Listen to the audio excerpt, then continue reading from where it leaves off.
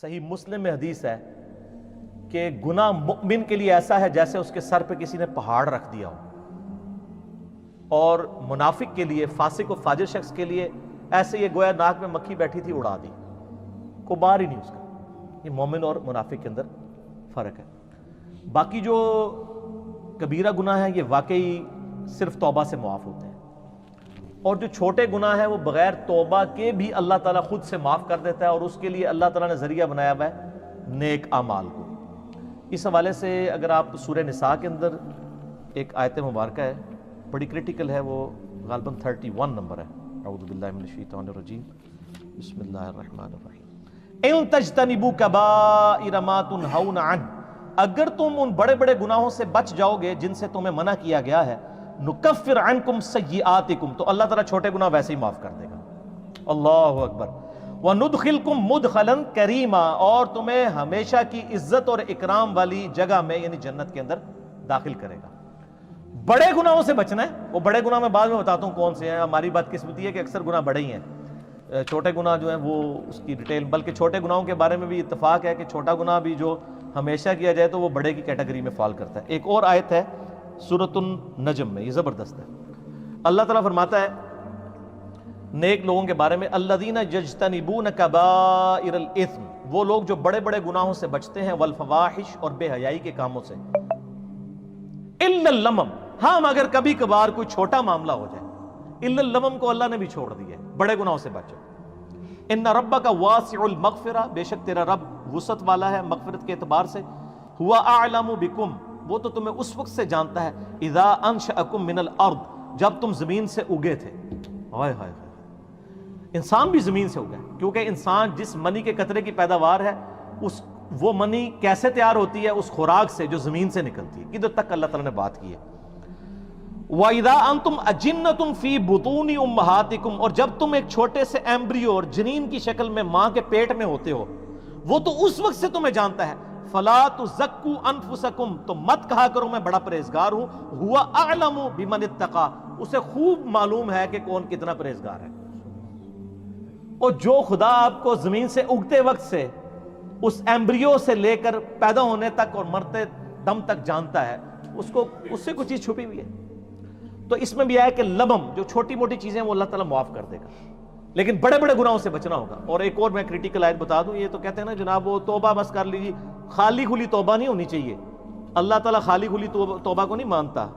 یہ سورہ نساء کے اندر ہی مسئلہ نمبر میرا 18 ہے، اور وہ بائی چانس آیت نمبر بھی 18 ہے، گناہ کبیرہ اور توبہ کا بیان۔ اللہ تعالیٰ فرماتا ہے انما التوبۃ علی اللہ، اللہ کے ذمہ ہے ایسے لوگوں کی توبہ کو قبول کرنا، للذین یعملون السوء بجہالۃ، جو کوئی نادانی میں گناہ کر بیٹھے، ثم یتوبون من قریب، اور پھر فوراً ہی توبہ کر لے، اس کو تو میں معاف کر دوں گا۔ فاولئک یتوب اللہ علیہم، ایسے پر اللہ تعالیٰ رجوع فرمائے گا توبہ کے ساتھ۔ وکان اللہ علیما حکیما، اور اللہ تعالیٰ علم والا حکمت والا ہے۔ ولیست التوبۃ، اور اس کی تو کوئی توبہ نہیں ہے، للذین یعملون السیئات، جو کہ برے اعمال کرتے ہیں، حتی اذا حضر احدهم الموت، یہاں تک کہ ان میں سے کسی کے موت کا وقت قریب آتا ہے، قال انی تبت الآن، تو کہتا ہے اللہ میں اب توبہ کرتا ہوں۔ یعنی موت کے وقت اگر کوئی توبہ کرتا ہے وہ توبہ نہیں ہے۔ وہ جامعہ ترمذی میں حدیث ہے نا کہ موت کے غرغرے سے پہلے پہلے توبہ ہے، نزع کا وقت آنے سے پہلے پہلے۔ اس وقت تو فرعون نے بھی کہہ دیا تھا کہ میں رب موسیٰ اور ہارون پر ایمان لاتا ہوں، تو اللہ تعالیٰ نے کیا فرمایا تھا؟ الآن، اب ایمان لے کر آیا، اب تو کوئی فائدہ نہیں۔ وَلَلَّذِينَ يَمُوتُونَ وَهُمْ كُفَّارٌ، نہ ان لوگوں کی توبہ قبول ہوگی جو کفر کی حالت میں دنیا سے چلے گئے۔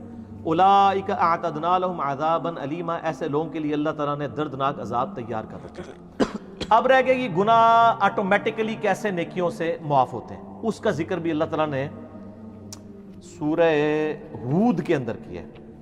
سورہ ہود کے اندر 114 نمبر غالباً آیت ہے، ہاں یہ، اعوذ باللہ من الشیطان الرجیم، وَأَقِمِ الصَّلَاةَ طَرَفَيِ النَّهَارِ، نماز کو قائم رکھو دن کے دونوں سروں پہ، یعنی ادھر سے آپ فجر کہہ لیں اور ادھر سے مغرب اور عشاء۔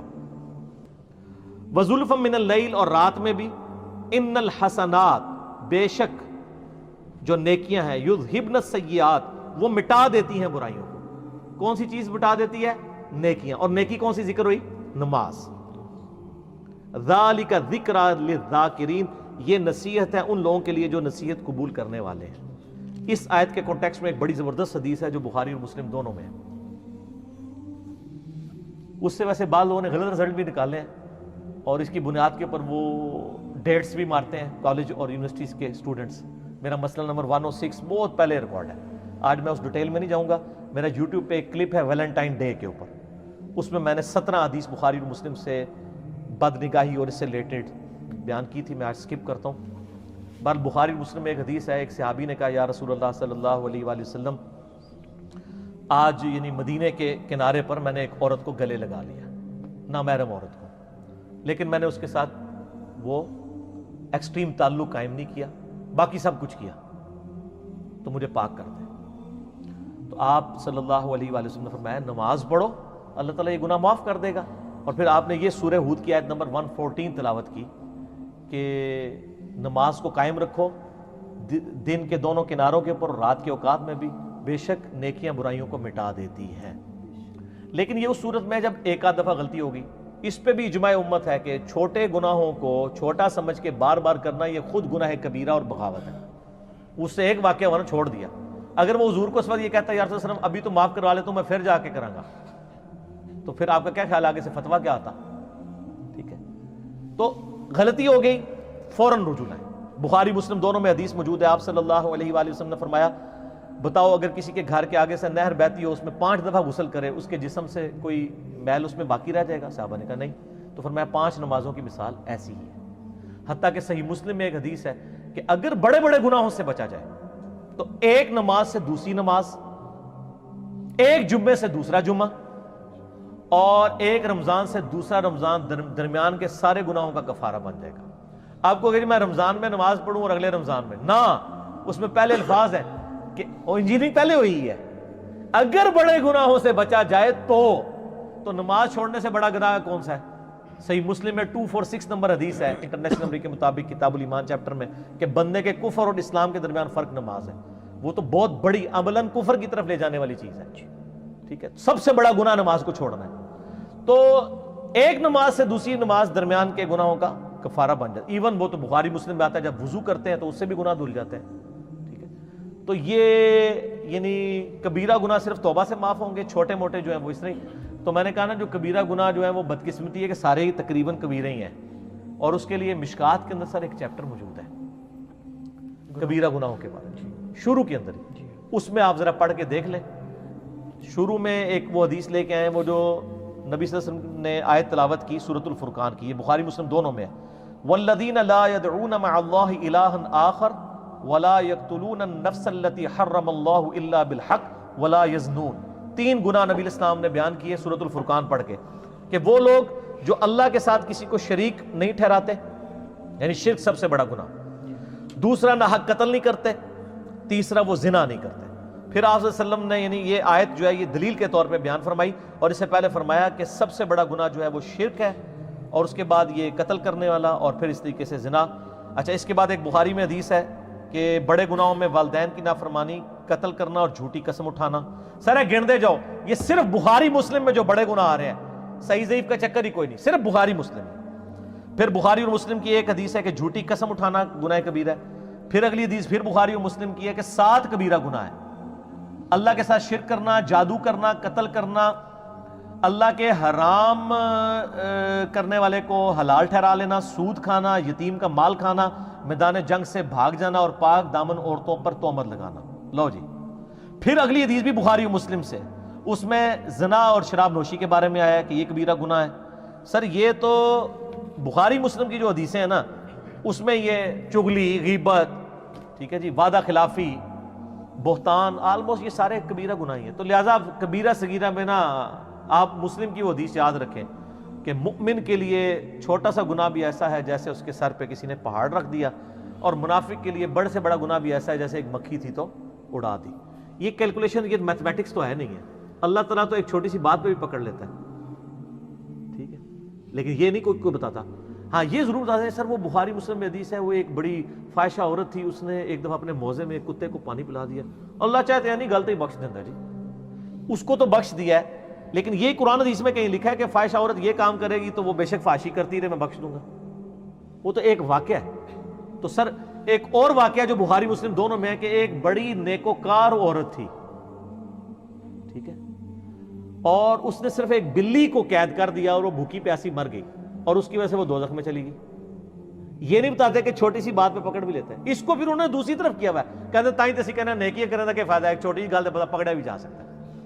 وہ دوسرے پاسے ٹر پیندے ہیں. سر ڈرتے رہے اللہ سے ہر وقت، ٹھیک ہے، خدا کے ساتھ کمٹمنٹ رکھیں اور اللہ سے کبھی بے پرواہ نہ ہو، بے خوف نہ ہو. تو یہ جناب آٹومیٹکلی چھوٹے گناہ معاف ہوتے ہیں، بڑے گناہ صرف توبہ سے معاف ہوں گے. اور توبہ سے تو ظاہر ہے وہ تو سورۃ الفرقان میں آیت نمبر 70 میں آیا کہ اگر کوئی شرک سے، جو سب سے بڑا اس کائنات کا گناہ ہے، توبہ کر لے سچے دل سے، ہم اس کے گناہوں کو بھی نیکیوں سے بدل دیں گے. سر صرف معاف نہیں ہوں گے، نیکیوں سے بدلے جائیں گے. لیکن توبہ پکی ہونی چاہیے. پکی توبہ کیا ہے؟ ندامت کرنا، آندہ نہ کرنے کا پکا عہد کرنا، پھر عہد ٹوٹ جائے پھر توبہ کر لیں، پھر اللہ کی طرف آ جائے. لیکن اس نیت پہ توبہ نہ کریں کہ آندہ میں جو ہوں وہ پھر کر لوں گا. وہ تو قرآن میں ہے یا ایھا الذین آمنوا توبوا الی اللہ توبۃ نصوحا، اے ایمان والو ایسی توبہ کرو جو آگے کو نصیحت ہو جائے. اس کی میں دنیا سے مثال دیتا ہوں کہ جس شخص کا ایک دفعہ گرم استری سے ہاتھ جل جائے، دوبارہ وہ ٹھنڈی استری کو بھی نہیں ہاتھ لگائے گا کہ یار کدھر پیچھے لگی نہ ہوئے، تھوڑی دیر پہلے کوئی نہ لا گیا ہوئے. تو بس اس طرح کا اگر آپ کا ریاکشن ہوگا نا اپنے پرانے گناہ کے بارے میں کہ یار وہ پہلے ہو گیا سی ہوں تو میں کرنا ہی نہیں، تو بر آپ کی توبہ قبول ہے انشاءاللہ.